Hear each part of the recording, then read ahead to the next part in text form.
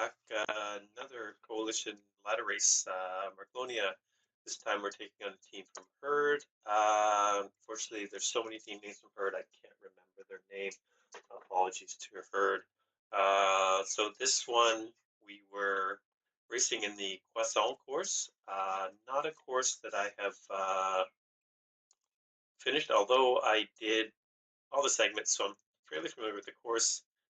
Fortunately, leading up into this one, there was a Roblox crisis with one of my daughters, and it wasn't working on her tablet, so I was struggling to try and get that done and trying to get sauce up and running and still do a warm-up. At this point in the start gate and leading into the start, my daughter's actually sitting on the computer in the next screen over. I'm trying to make sure that she's not clicking on anything on the Zwift screen to make sure that I don't screw anything up in the race. So she's trying to figure out all the bugs with her Roblox. I'm trying to get warmed up for the race. Thank goodness it wasn't a hard start. Ladder races don't tend to be at our level depending on the course, but usually the ladder courses are a bit more strategic than just sort of that hard out of the gate fitness test trying to run in. And you can see here on the right, the ladder leaderboard sauce overlay that I've got isn't fully set up, so I get the mouse back from her to try to get everything set up. I've got to click on the riders to make sure they're on the right team. So again, thank goodness it was a fairly easy start. The plan on this race, given there's not really any significant climbs, not even really any significant punches more than a few hundred meters, we thought we would try to set ourselves up for a team sprint. We've got some decent sprinters on the team. Our team looked good relative to theirs in terms of sprint power. So we were just going to cover any attacks that they made. I don't think I even knew which power-ups were available on this race before we started. So we just not doing too much. We thought we threw around the idea of maybe going over on some of these bumps that are on the, I'll just call it the donkey back, the Dostang sprint. So we tossed that idea about, well, but if we're pretty sure that they're going to do the same, as sort of, that's one of the few attacking points on this course. So it turns out it was the Arrow Power Up and Ghost were the two, which made it kind of fun. Usually I'm not a big fan of Ghost, but it got used a lot and used effectively in this one. So we going up. So here we see there's a push off the front. We've got a couple of the herd going. So here we get up. We get to cover. Randy's up there covering, and here we go. So I'd throw the Ghost just over the counterattack. It's kind of a bit of a confusion. Sometimes it can throw people off. I got a couple of seconds, but really nothing significant. So just it's too early in the race to really go through with anything, but may as well use it on the counters. And this race was a lot of attack, catch, counter. Was how it really played out a lot. So we continue going on. There's my final ride-on. I guess ride-on bomb, caught up on it, and a little bit of a push here, but nothing too big. Just going into another one of the segments here. A little bit of push. Everyone's dropping their arrows, getting through. But we've got no significant work here. AB is really the strongest rider on this team, and he proved it throughout. He was up on the front and making a lot of attacks and catching. Both him and Edsel were really tough to drop and really tough to catch on to when they made attacks. So continuing to go through. Not a lot happening through these segments here. It's a pretty flat section leading actually into some downhills. Can't remember this one, the Sprint Arrow Sprint, which is really an original name by Zwift here. It's the Sprinter Sprint. I don't know whether we're going to get a Punch Arrows punch or a Gnimp Arrow climb, but maybe that's what's coming up next for the next future segment expansion in in France. Okay, so continuing on, not a lot happening here. I think we've people dropping ghosts just to get rid of it, just so they're not holding on to it too long. And just a flat spot, but sometimes we can get caught out here. A little bit of a false flat, but it's during these middle parts of the course, there's not a lot happening. We just kind of taking it easy. Everyone's catching their breath and saving their legs for the next time. Oh, but then here, a quick ghost was dropped. They're up off the front. So again, it's a catch. And then I figure I'll just go over the top. Every so often you can catch someone caught out, but again, it's 1 second. I continue holding it for a little while, steering, trying to get people off my wheel, but it's again, it's a little bit too early, but it little attacks here and there can sap the legs for later in the race. So you just kind of wear people down is the hope with the catch and counter. Every so often you catch someone out early in the race, but it's just a matter of building up that fatigue. So going through again, we just sort of this long straightaway. It's leading up into the donkey bank. There's a little bit of a pitch halfway through.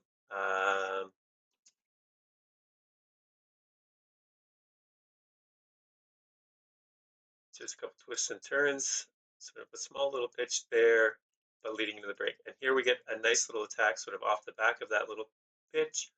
And we quickly cover. Randy's gone off the front on a counter. We are often sending one person up to cover the person who's trying to catch, and then play the numbers game. So Randy's back, everyone's back.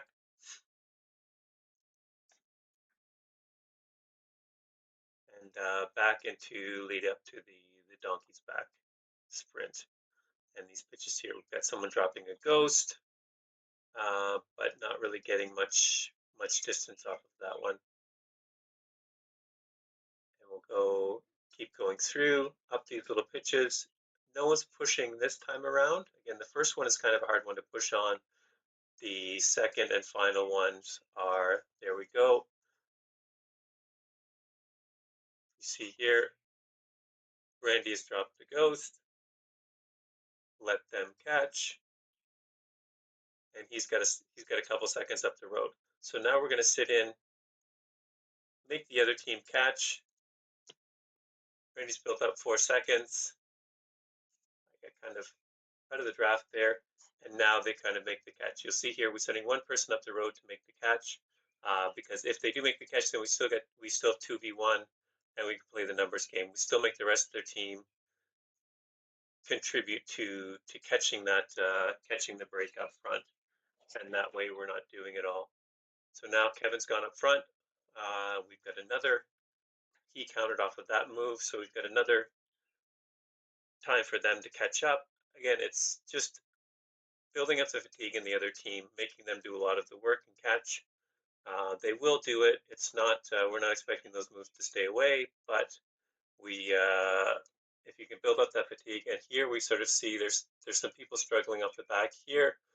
It's working well for us. So there was a ghost drop there on the catch. But it was just, I think, a matter of trying to get rid of that power up. Now we're all back together again. I throw in a counter over the top here. Again, we can see we've got one of the herd riders off the back, so we're really trying to push the envelope here. We've got them gapped by quite a few seconds now, so it's going to be tough for them to catch back on. It's probably race over. I see that it's mostly my teammates are off the back. I set up a little bit. Let's get all back together and keep going through. We've got 5.8 left. And here Edskel's attack. And so Randy's gone up to cover that. We're getting everyone back in together, seeing if we drop somebody by steering out. But it's a little bit too far for anyone to go long here. And now we got 5 kilometers left. It's kind of a spot where people are scared to attack because they want to save something for the sprint and a sprint finish, and it's tough to stay away for that long. It's still a bit of a stretch to stay away. We're starting to talk about, okay, who's got what power up is the conversation we're having. Um, we're getting all back together, and it's just, okay, we're talking, okay, who's got the arrow, who's got the ghost, and most of us in the group had an arrow, but Randy had a ghost, and it's kind of been useful in this race. Usually it's the power up I dislike the most, that and the burrito, but it worked out well. You've got a tightly compact group. Sometimes it's hard to catch right away if someone disappears. And so we're talking here about a strategy. Okay, what are we going to do? When do we want to do it? Randy, do you feel okay to do you have the legs to try to make a break and split things up? And so we talked about it. We're coming up here to this sort of straight section and that little pitch that's kind of there. So we sort of strategizing here.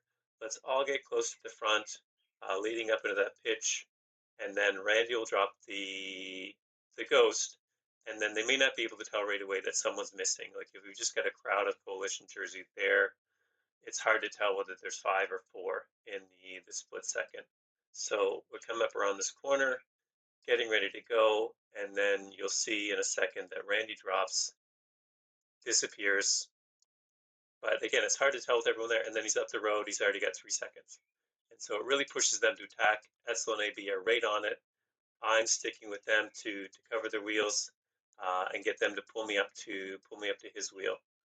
So Edsel goes, and then we see here AB just really drops the bomb to catch up. So I'm struggling to get up on his wheel, pushing as hard as I can, dropping my arrow power up, and then I catch. So we've got 2 seconds. It's either continue going, or here I'm trying to play cat and mouse to get him to get in front of me with the sprint. He's doing the same thing, and what happens is this just gives everyone else a chance to catch up. So now we're all back together. AB goes again, just lots of power, and then we're lucky to have some people catch up. My legs are shot from covering, but Kevin gets him at the line. We get 1-3-5, and we pull off the win for Coalition. In hindsight, if I had just gone straight with him, maybe I could have got second place. But the important thing with ladder racing is that it's a team, and the team strategy won out, and we were able to pull it off. It was a really fun race, lots of strategy, lots of fun with the Ghost Power Up, and really enjoyed it. It could have been a boring course, but it was made interesting by their attacks and our attacks. It was a really fun race overall.